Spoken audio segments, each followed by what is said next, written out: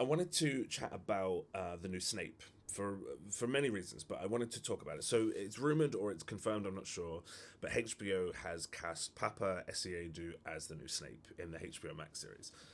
For many reasons that I'm sure you're all aware of, this has been met with some frustration from people and from fans of the series. Not from me, however. I read the books as a kid. I don't really care about the stories that much. They're not stories that really hit me so deeply. There are other things. I'm a big His Dark Materials guy. But I've also seen Papa on stage and I've also seen him on screen. I'm totally confident in his ability to encapsulate and capture the soul of who Snape is. I have a really weird frustration around the way that people get very connected to the physical imagery that's portrayed in a book. The reason it's portrayed that way in a book or in a comic is because it's their way of showcasing the imagery of the inner workings of who that person is. Because they can't do what a physical performance can do in a book. They can only use words. And so famously, one is like Mary Jane Watson in Spider-Man. She is known as a fiery character. So what does the comic do? They give her big red hair so that it evokes this sense of a fiery personality. But ultimately, the red hair in real life means nothing. We just want a person that has that fiery spirit about them. And if I was to compare red-haired Kirsten Dunst with Zendaya, Zendaya embodies to me a much clearer and much more faithful impersonation of what I believe Mary Jane Watson to be. So, moving that aside, I think that when we think about how a character's to be portrayed, I wish we would get away from these like archaic senses of like, you have to do it the way the book is explicitly doing it. The thing that matters is the soul of the person, and that almost has nothing to do with their skin tone, nothing to do with their race, nothing to do with anything else. That being said, there are characters where it's impossible, where race is a central tenet to who they are. For instance, I don't think we should do Black Panther as a white man. I just can't see a reason why that would ever happen. There is a central sort of reasoning why this is an African and black character. I also don't think really you should do Black Panther with like a British mixed guy like myself, for example.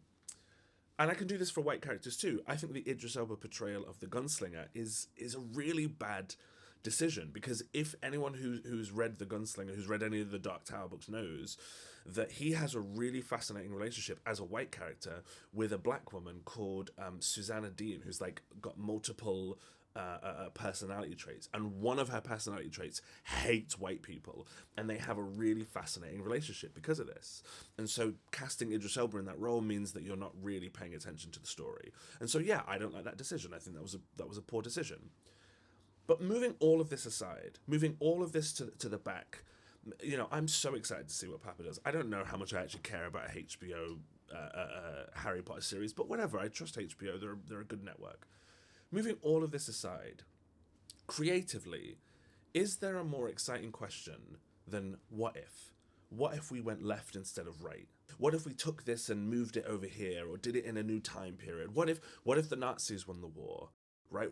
What if is such a central and exciting thematic question that pops up in every creative space, abstract ones and linear storytelling narrative ones. I'm not saying what if so and so is black is the most interesting immediate question, but it does often pose really immediate and interesting answers, right? What if Superman was Mexican? What if Batman was black? Right, he beats up on street level crime. Do you think a black billionaire is going to be focusing on street level crime more than he's going to be thinking about how he goes after the venture capitalists and the oligarchs of the world? What if James Bond was a woman? James Bond is a fascinating seductor, an alcoholic, who doesn't play by the rules. What does that look like in a female body? What is this seducing? How does sex play a role in the James Bond character when it's Jane Bond? And I'm not saying that those things have to be done. I'm also not saying that those are even interesting questions. But the idea that what if doesn't inspire both awe in a creative process and awe in an audience is ludicrous. And so when I see that they're taking something and turning it in a different direction, I'm excited. I get a very interesting sense of like, oh, what does this mean? What does this mean for that character? What is it going to mean for a young, frail black Snape getting bullied by a bunch of white kids at school? What does that angst turn him into? And I'm not saying it's going to come out in the story, but it's certainly going to be received by the viewer. It's certainly going to be received by all kind of kids at home. So, I don't know, I just wish that we would stop thinking of these things in such base terms. I find it really boring. Yeah, what are your thoughts? I'd love to hear it.